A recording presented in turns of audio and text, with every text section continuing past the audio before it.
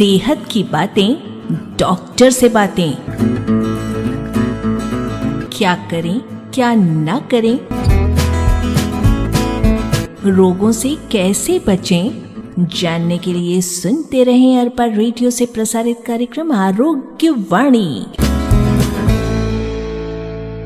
पिछले 2 अंकों से कार्यक्रम में हम बातें कर रहे हैं कैंसर की, एक ऐसे रोग की जिसके रोगियों की संख्या लगातार बढ़ती जा रही है, जिसकी दहशत, जिसका खौफ हर मन में होता है। अगर आपने हमारे पिछले दोनों कार्यक्रम सुने हैं तो कुछ दहशत तो जरूर कम हुई होगी।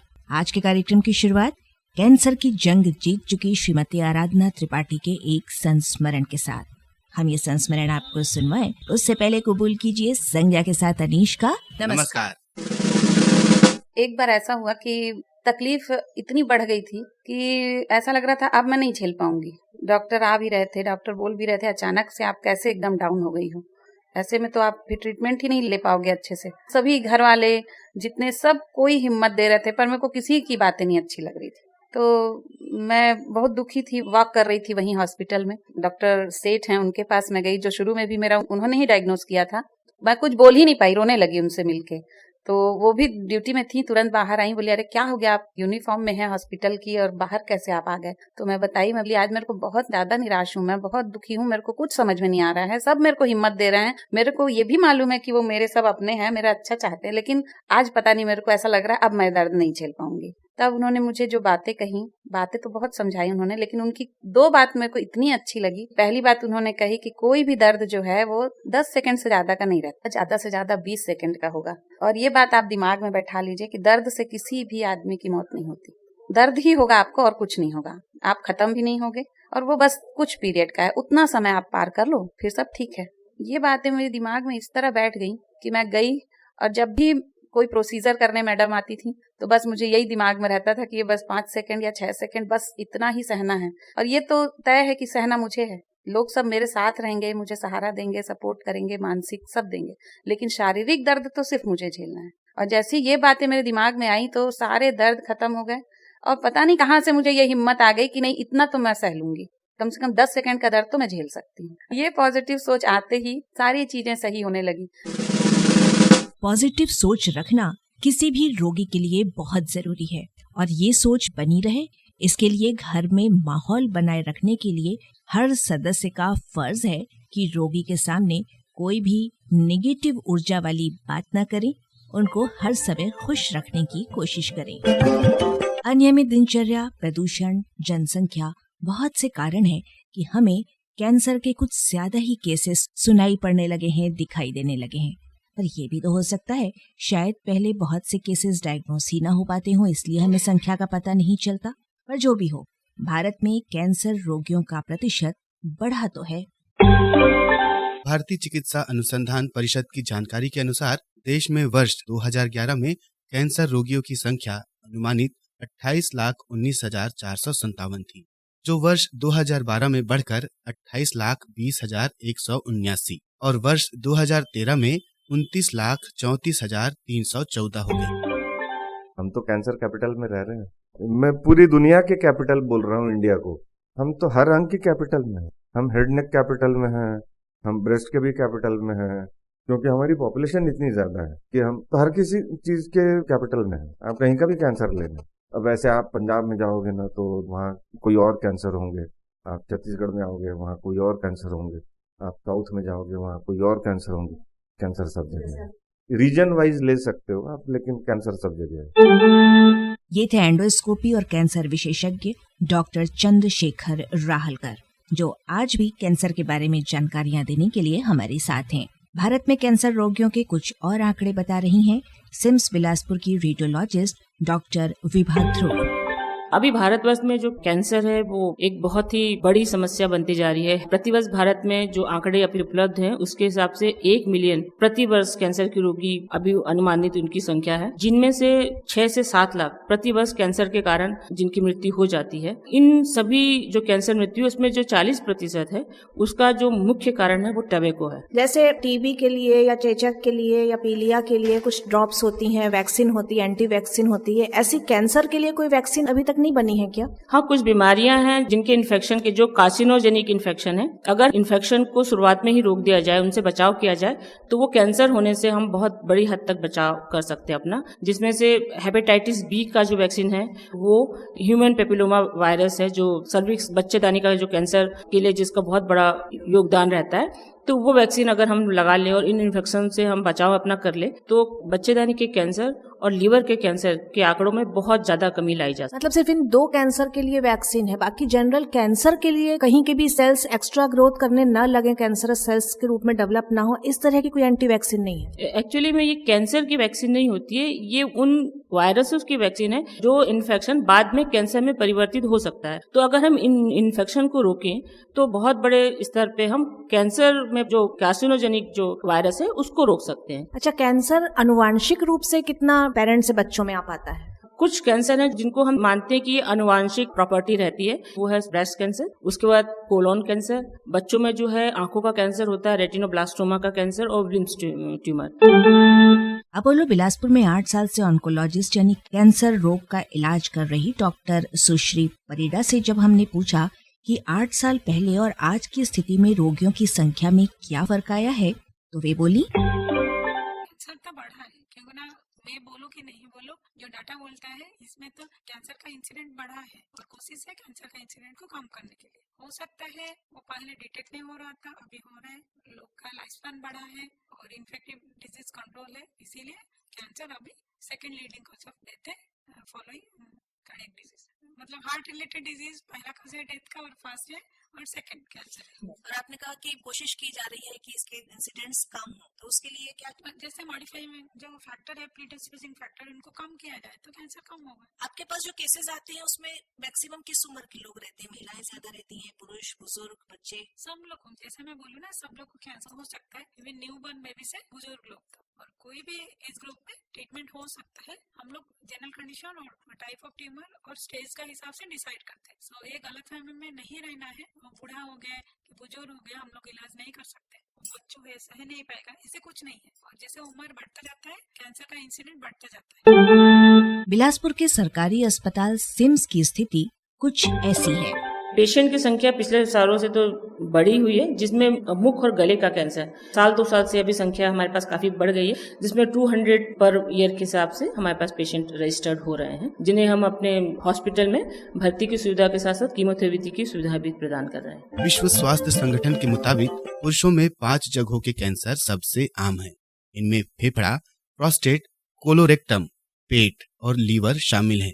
वहीं महिलाओं में स्तन, कोलोरेक्टम, फेफड़ा, गर्भाशय और पेट में सबसे ज्यादा होते हैं। महिलाओं में अपन जो सुनते हैं वो ब्रेस्ट कैंसर और यूट्राइन कैंसर, वही कैंसर सबसे ज्यादा है, उसकी वजह से अपने को सुनने को मिलता है। अपने इधर बिलासपुर और इसके आसपास के क्षेत्रों में कौन सा कैंसर ज्यादा देखने में आ रहा है? इधर तो फीमेल में सर्विक्स फॉलोड बाय ब्रेस्ट और ओरल कैविटी का कैंसर भी बहुत ज्यादा है हम लोग का हिसाब से, बिकॉज टोबैको यूज बहुत ज्यादा रहता है इसी एरिया में, इसीलिए। सबसे बड़ा जो है वो है पाउच, जो आज की तारीख में जो मैं देख रहा हूँ हिंदुस्तान में, अगर कोई चीज बंद होना चाहिए तो वो पाउच है। Pouch is deadly. शराब तो आपको 50, 60, 70 की उम्र में मारती है ना, पाउच वाले जो होते हैं बच्चे होते हैं 24, 25 साल की उम्र में मरते हैं, मतलब कुछ करने के पहले वो मर जाते हैं। या हो सकता है शादी करें और शादी के 6 महीने बाद उनको, मैंने बहुत देखे हैं ऐसे, उनकी बहुत बुरी गत होती है। और अब जानकारी सर्विक्स कैंसर की। सर्विक्स का तो बहुत ज्यादा फैक्टर्स रहता है, जैसे early age of marriage, multiple sex partner, infections, unhygienic condition. Human papilloma virus is one of the factor जिसका इन्फेक्शन की वजह से सर्विक्स कैंसर ज्यादा होता है, इसीलिए उसका वैक्सीन देना जरूरी रहता है। गर्भाशय के कैंसर का एक बहुत बड़ा कारण पैपिलोमा वायरस होता है और वो ज्यादा लोगों से संपर्क बनाने से फैलता है। जैसे नन्स होती हैं ना, जिन्होंने कभी किसी के साथ संपर्क नहीं रखा है, इस किस्म के लोगों में ऑलमोस्ट अननोन है। सर्विक्स कैंसर को रोकने के लिए ये अपील की जा सकती है कि इस 10 साल से ऊपर की हर लड़की को शादी के पहले सर्विक्स कैंसर का वैक्सीन लगवाना जरूरी है। 3 लगता है, 0, 1 और 6। दूसरा होता है पाप्समियर, ये है स्क्रीनिंग, सर्वाइकल कैंसर का स्क्रीनिंग अर्ली स्टेज डायग्नोसिस के लिए 10 इयर्स में, और बिफोर मैरिज देना, बिफोर स्टार्टिंग द लाइफ देना जरूरी रहता है। स्त्री रोग संबंधित कैंसर के जो लक्षण है उसके बारे में आपको बताना चाहूंगी। योनि मार्ग में सफेद पानी आना, असमान रक्तस्राव एवं पेशाब में जलन, पेट के निचले हिस्से में दर्द व कमर में दर्द, पेट का असमान रूप से बढ़ना या किसी गांठ का महसूस होना, मासिक धर्म बंद हो जाने के पश्चात भी रक्तस्राव का आना, ये कुछ लक्षण होते हैं जिसके प्रति महिला जागरूक होना चाहिए। उसके अलावा स्तन का कैंसर, जिसमें स्तन में गांठ का पाया जाना या निप्पल से गाढ़ा द्रव निकलना या किसी स्तन के किसी भी भाग में असमान परिवर्तन, अगर महिलाओं को लगता है तो वो अपने चिकित्सक से इसका परामर्श ले सकते हैं।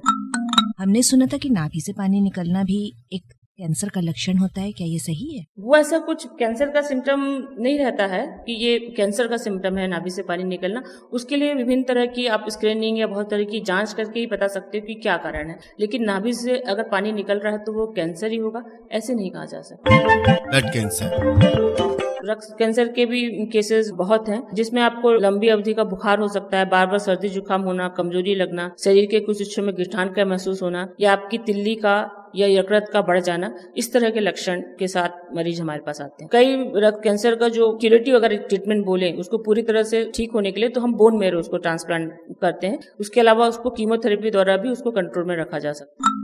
ब्लड कैंसर वो ज्यादातर का बच्चों लोग को रहता है, अडल्ट को तो जरूर होते हैं, बच्चों लोग को one of the major cancer है। ब्लड कैंसर में नॉर्मली ये होता है खून नहीं बनता है, खून का जगह में कैंसर सेल बनता है, इसीलिए हम लोग का जो 3 सेल लाइन है ब्लड का वो अफेक्टेड होता है। जैसे WBC कम होने से इन्फेक्शन होता है, इन्फेक्शन होता है तो बच्चों लोग को फीवर रहता है, ब्लीडिंग टेंडेंसी होता है, ब्लीडिंग टेंडेंसी कहाँ से खून बह सकता है, नहीं तो थक्का वगैरह जम सकता है, हीमोग्लोबिन कम होने नहीं होता है। और नॉर्मली बच्चों लोग इल रहते हैं, लाइक बुखार आता है कि कहाँ ब्लीडिंग होता है, जैसे ब्लड टेस्ट होता है तो पता चल जाता है जो कैंसर। रीढ़ की हड्डी में बोन मैरो होता है जिससे शरीर के ब्लड सेल्स बनते हैं। ब्लड कैंसर होने पर शरीर में बोन मैरो ट्रांसप्लांट किया जाता है, लेकिन एक चीज और होती है, stem cell. Stem cell transplant कितना सारा कैंसर पेशेंट में होता है। बेसिकली स्टेम सेल ट्रांसप्लांट का ये रोल रहता है, हम लोग जब हाई डोज थेरेपी देते हैं तब मैं जैसे बोली हूँ रैपिडली ग्रोइंग सेल का ऊपर काम करता है, तो हम लोग का बोन मैरो डिस्ट्रक्ट हो जाता है, उसको रिप्लेस करने के लिए हम लोग स्टेम सेल देते हैं। क्या स्टेम सेल क्या होता है? स्टेम सेल जैसे होता है नॉर्मली हम लोग का शरीर में एवरीडे ब्लड बनता है, हम लोग जैसे कोई भी ड्रग्स देते हैं, केमोथेरेपी वाला ड्रग्स जो हम लोग का ब्लड सेल को, मदर सेल को डिस्ट्रॉय कर देता है, सो दैट हमारा हो भी सकता है रिकवरी नहीं होगा, सो इन्फेक्शन ब्लीडिंग टेंडेंसी वगैरह होगा और लोग बच नहीं पाएगा बिना ब्लड में। तो उनको रिप्लेस करने के लिए हम लोग आइदर खुद का मदर सेल से बोन मैरो में उनको निकाल के रखते हैं, नहीं तो मैचिंग लोग का देते हैं bone marrow. Basically it is a replacement of bone marrow. But आज का डेट में बोन मैरो के लिए हम लोग को रीढ़ का हड्डी से हमेशा लेना नहीं पड़ता है। देयर आर ड्रग्स अवेलेबल जो मदर सेल को स्टिमुलेट करके ब्लड में ले आते हैं, हम लोग उनको ट्रांसफ्यूजन जैसे मशीन से हम लोग सेपरेट करके रख लेते हैं, दोबारा दे देते हैं वापस। ब्रेस्ट कैंसर, ब्रेस्ट कैंसर की संख्या भी अपने क्षेत्र में, पूरे देश में, दुनिया में सब तरफ ब्रेस्ट कैंसर बहुत ज्यादा बढ़ रहा है, तो उसके क्या कारण है? डेवलप कंट्री में ब्रेस्ट कैंसर पहला कॉज है, सर्वाइकल कैंसर उनका बहुत ज्यादा कम है। हम लोग का कंट्रीज में इवन मेट्रो सिटीज में भी ब्रेस्ट कोई जगह में जैसे मुंबई वगैरह में ब्रेस्ट कैंसर पहला कॉज है सर्वाइकल कैंसर। आजकल का डेट में लेट एज ऑफ पेरेंट्स, कम बच्चा फीडिंग नहीं कराते हैं, तो लेट एज में बच्चा होना, ये सब कॉजेस रहता है। और 10% में फैमिली हिस्ट्री रहता है ओनली, और मोस्ट ऑफ द टाइम में 80% ऑफ टाइम में कोई कॉज नहीं रहता है। जैसे यंग ब्रेस्ट में 20 इयर्स 25 इयर्स में भी आजकल डिटेक्ट, वो हेरिडिटी में भी हो सकती है। हेरिडिटी, बट ब्रेस्ट में 2 जीन्स है जो रिस्पॉन्सिबल रहता है, ब्रेस्ट, ओवरी, कोलन में जीन्स भी पता है, BRCA1 BRCA2। Liver cancer, liver cancer, liver cirrhosis, उनमें क्या डिफरेंस है? सिरोसिस तो जहाँ लिवर का फंक्शन कम कर देता है और destruction of the liver cells रहता है, बट कैंसर से अलग बीमारी है। कैंसर में तो एक दूसरा ट्यूमर बढ़ रहा है लिवर के अंदर जो हो सकता है लिवर का फंक्शन को डिस्ट्रॉय करेगा। और दूसरा बात है सिरोसिस लॉन्ग रन में कैंसर कन्वर्ट हो सकता है। सिरोसिस का कारण ज्यादातर अल्कोहल होता है क्या? अल्कोहल एक कॉज, मतलब ज्यादा अल्कोहल लेने में it can lead to cirrhosis of liver, जो लॉन्ग रन में हम लोग उनका सही टाइम में उनको हम लोग नहीं रोकेंगे तो वो कैंसर में कन्वर्ट हो सकता है। बट एक बार एस्टेब्लिश सिरोसिस हो गया तो उसका कोई ट्रीटमेंट नहीं है, हम लोग उनको कंट्रोल करके रखते हैं। प्रोस्टेट कैंसर, प्रोस्टेट जो कैंसर है वो पुरुषों की ग्रंथि जो रहती है उसका कैंसर है, और ये जनरली एजिंग वाला कैंसर है, जो बढ़ती उम्र के कारण जो कैंसर होता है उनमें होता है। तो इसके भी एल्डरली पेशेंट है वो अपना ही इस बारे में जांच कराएं, जिसकी अल्ट्रासोनोग्राफी जरा प्रोस्टेट बड़ा हुआ है तो उसकी जानकारी, या PSA एक होता है, प्रोस्टेट स्पेसिफिक एंटीजन होता है, तो उसके द्वारा हम इस बीमारी का पता लगा सकते हैं। जैसे मैं बोली ना, आजकल जो लोग ज्यादा दिन देते हैं, लाइफ स्पैन इंक्रीज हुआ है, इसीलिए एल्डरली पर्सन को नॉर्मली अर्ली स्टेज में पता चलता है। तो नॉर्मली उनका यूरिनरी सिम्टम्स रहता है। दैट इज मेरे हिसाब से ऑल एल्डरली मेल को 60 प्लस में प्रोस्टेट इलाज होता है, तो यूरिनरी सिम्टम्स रहता है। पता चलता है तो सर्जरी होता है, इनिशियली सर्जरी, बट उनका क्यूरेटिव नहीं होता है। ऑर्गन को निकालते हैं जितना हिस्सा निकल सकते हैं, वो दूसरा ऑर्गन में जाता है। नॉर्मली बोन को जाता है तो बोन पेन होता है, तब हार्मोन में इनिशियली ट्रीटमेंट होता है, और जरूरी होता है तो बाद में वो हार्मोन सेंसिटिव रहता है normally tumour. So initial stage में हम लोग हार्मोन देते हैं, और मेजॉरिटी लोग को हार्मोन में कंट्रोल में रहता है। हार्मोन को जब सेंसिटिव नहीं रहता है, जब बढ़ता है इंस्पाइट ऑफ हार्मोन, तो केमो दिया जाता है। आहार नलिका कैंसर। जीआई सिस्टम का कैंसर, जैसे हम आप बोलो इसोफेगस से शुरू होके इसोफेगस, स्टमक, इंटेस्टाइन और एनल कैनाल, कहाँ पे भी कैंसर हो सकता है। वो भी आज का डेट में वो भी एक मेजर कॉज है, बट कोलन वगैरह का कैंसर आज का डेट में क्योर हो जाते हैं। स्टमक का कैंसर अर्ली स्टेज में पकड़ में आता है, भी क्योर हो जाता है, बट सबके लिए डिपेंडिंग ऑन द ऑर्गन। लेकिन जैसे स्टमक या इंटेस्टाइन का कैंसर हुआ है, तो सर्जरी करके वो वाला पोर्शन निकालते हैं कि रेडिएशन से? अवेलेबल रहता है तो सर्जरी होता है, बट ऑपरेशन करने का बाद भी केमो रेडिएशन का जरूरी हो सकता है। आहार नाल के जो कैंसर है, जिसमें इसोफेगस हुआ, स्टमक हुआ, कोलोन हुआ, ये डाइट से रिलेटेड रहते हैं, और अपना खान पान तथा लाइफ स्टाइल से इसमें बहुत बड़ा योगदान है इस तरह के कैंसर में। अगर अपना लाइफ स्टाइल और अपना खान पान है, उसको अगर हम संतुलित रखें और उस पर हम ध्यान दें, तो इस तरह के कैंसर पे बहुत हद तक बचाव किया जा सकता है। एक बार कैंसर किसी भी ऑर्गन में गांठ बन करके रहता है, वो धीरे धीरे करके पूरे और ऑर्गन्स में फैलना शुरू हो जाता है। जैसे लेटर स्टेज आती है तो उसकी स्पीड तेज हो जाती है, या शुरू से ही बहुत तेजी से सेल्स ग्रोथ वो करते हैं? डिपेंड करता है। नॉर्मली एक जगह में पहले गांठ बनता है, फिर वो लिम्फेटिक सिस्टम में लिम्फ नोड को जाता है, फिर लिम्फ नोड को जाके वो जब ब्लड को जाता है तब जाके दूसरा ऑर्गन में जाके फिर बैठ जाता है, फिर मेटास्टेसिस होता है। कोई भी प्राइमरी जो ऑर्गन से हुआ दूसरा ऑर्गन में नॉर्मली ब्लड का माध्यम में जाता है, दूसरा ऑर्गन में जाके फिर गठन शुरू करते हैं, उनको मेटास्टेसिस बोलते हैं। दूसरा जगह वो जाने में स्टेज 4 हो जाता है, बट पहला हिस्सा वो नॉर्मली लिम्फ नोड को जाता है। तंबाकू, स्मोकिंग और अल्कोहल, ये 3 बहुत बड़े कारण हैं लिवर, लंग और ओरल कैविटी के कैंसर्स के लिए। वर्ल्ड में देखा जाए तो लंग कैंसर सबसे पहला कॉज है कैंसर का, उसका कारण है स्मोकिंग। अच्छा, लीवर का स्मोकिंग नहीं है, लीवर का alcohol infection, hepatitis infection. Lung का लिए इट इज स्मोकिंग। अच्छा, लंग एंड ओरल कैविटी, मुंह का। अल्कोहल के कारण लिवर का, पैनक्रियाज का और आंतों का कैंसर होने की संभावना ज्यादा रहती है। पर अभी अगर हम इंसिडेंस वाइज देखें तो प्रमुख तौर पे उनको ओरल कैंसर होता है। मतलब विश्व में जो ओरल जो कैंसर है उसमें 80% जो कैंसर है वो भारत में मिलते हैं, और जिसका मुख्य कारण है तंबाकू उसके बेस में है। फेफड़ों का कैंसर है, उसका जो प्रमुख कारण है वो स्मोकिंग हम मान सकते हैं। नॉन स्मोकरों को भी होता है, पर जो स्मोकिंग करते हैं उनमें इस तरह का कैंसर होने की संभावना ज्यादा होती है। इसके जो लक्षण हैं, लंबी खांसी जो कि छाती में दर्द, श्वास फूलना और बलगम के साथ हो सकती है, साथ ही खांसी के साथ कभी कभी खून भी आ सकता है, और आपको थकान ज्यादा रहती है, सांसें फूलती है। किसी कैंसर के रोगी का जब तक इलाज चल रहा होता है, कीमोथेरेपी, रेडिएशन चल रहा होता है, तब तक उसे क्या सावधानियां रखनी चाहिए, क्या परहेज करने चाहिए? इसमें तक आपका इम्यूनिटी कम रहता है, इन्फेक्शन का चांसेस ज्यादा रहता है, इसीलिए इन्फेक्शन से बच के रहना है। हेल्दी डाइट खाना है, खाने में परहेज नहीं रहता है, बट इन्फेक्शन से बचना है। इसी हिसाब से आपको परहेज रखना पड़ेगा। जैसे कि आपको बाहर का चीज नहीं खाना है, कच्चा चीज नहीं खाना है। पूरी तरह से ठीक होने के बाद एक कैंसर पेशेंट को क्या सावधानियां रखनी पड़ती हैं? नॉर्मल आदमी की तरह, नॉर्मल आदमी को तो प्रिकॉशन रखना पड़ेगा ना। ऐसे जैसे स्मोकिंग नहीं करना है, अल्कोहल नहीं लेना है, हेल्दी डाइट खाना है, एक्सरसाइज करना है, और आपको you have to avoid all smoking in any form. Cancer के खिलाफ एक जंग और शुरू हो गई है। एक युवा ने इंदौर से नेपाल तक साइकिलिंग कर 80 लाख रुपए एकत्रित कर भोपाल के जवाहरलाल नेहरू कैंसर इंस्टीट्यूट एवं रिसर्च सेंटर को देने का संकल्प लिया है। ये काम उस युवा ने अभी अक्षय तृतीया के दिन ही शुरू किया है। वो IPS एकेडमी में इंजीनियरिंग का छात्र है। उन्होंने देखा कि हजारों गरीब लोगों को पैसों के अभाव में सही इलाज नहीं मिल रहा है। कैंसर ग्रस्त कई मरीज जीवन से हार जाते हैं। ऐसे लोगों के इलाज के लिए वे इंदौर से नेपाल तक दुकान दुकान पहुंचकर सभी से 5-5 रुपए एकत्र कर रहे हैं। इन्होंने तो कैंसर रोगियों की परेशानी देखकर उनके लिए कुछ करने की सोची और निकल पड़े एक अभियान पर हमारे साथ हैं श्रीमती आराधना त्रिपाठी, जिन्होंने कैंसर से लड़ाई किस हिम्मत से लड़ी और आज कैंसर की काउंसलर कैसे बनी, चलिए सुनते हैं उन्हीं की जुबानी।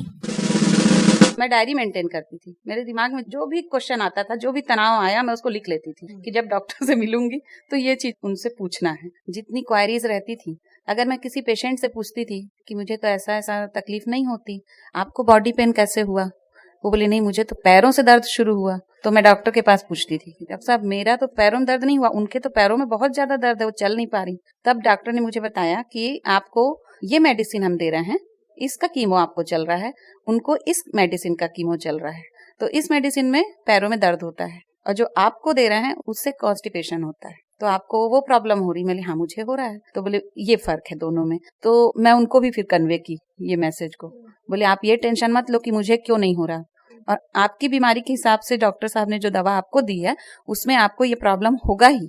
तो वो बड़ा रिलैक्स हो गई, बोली अरे इसको हमको डॉक्टर नहीं बताया। मैंने डॉक्टर साहब किसको किसको बताएंगे।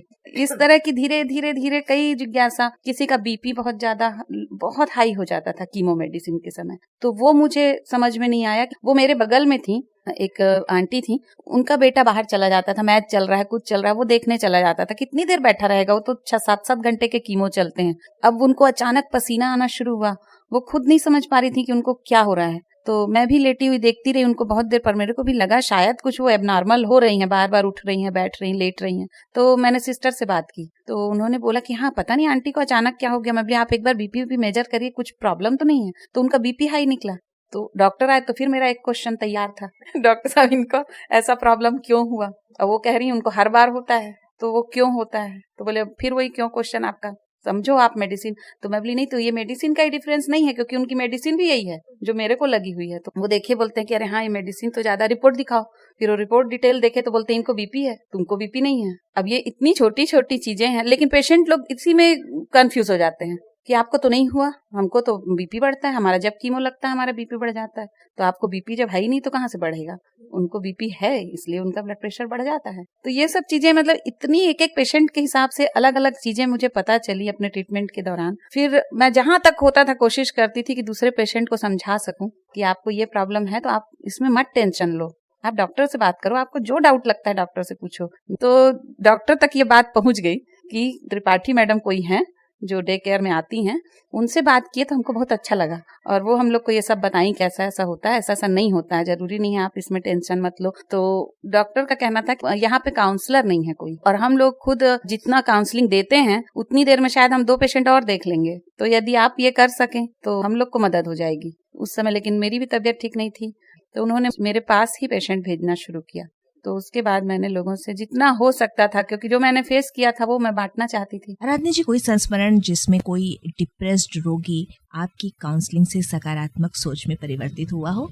एक अभी जबलपुर से पेशेंट हैं, उनको नंबर दिया गया था मेरा। वो इतना डरी हुई बात की मुझसे, फोन पे उन्होंने बात की, बहुत डर लग रहा है आपसे बात करने में, आप अगर फ्री हो तो मैं आपसे बात करूं। मैं बोली मैं बिल्कुल फ्री हूं, आप बात करिए। नहीं आप थोड़ा बाहर आ जाइए, अच्छा आपसे बहुत डर। मैं खुद घबरा गई कि कौन है, क्या बात करनी है इनको। तब वो मेरे से बता रही हैं कि मैं कैंसर पेशेंट हूँ। और फिर मुझसे पहला सवाल उनका यही था कि ट्रीटमेंट तो मेरा 1 साल हो गया खत्म हुए, मैंने पूरा ट्रीटमेंट कराया, सर्जरी भी, कीमो भी, रेडिएशन भी, सब कुछ हो चुका है, लेकिन फिर भी मुझे लगता है कि मैं ज्यादा दिन नहीं जिंदा रह पाऊंगी।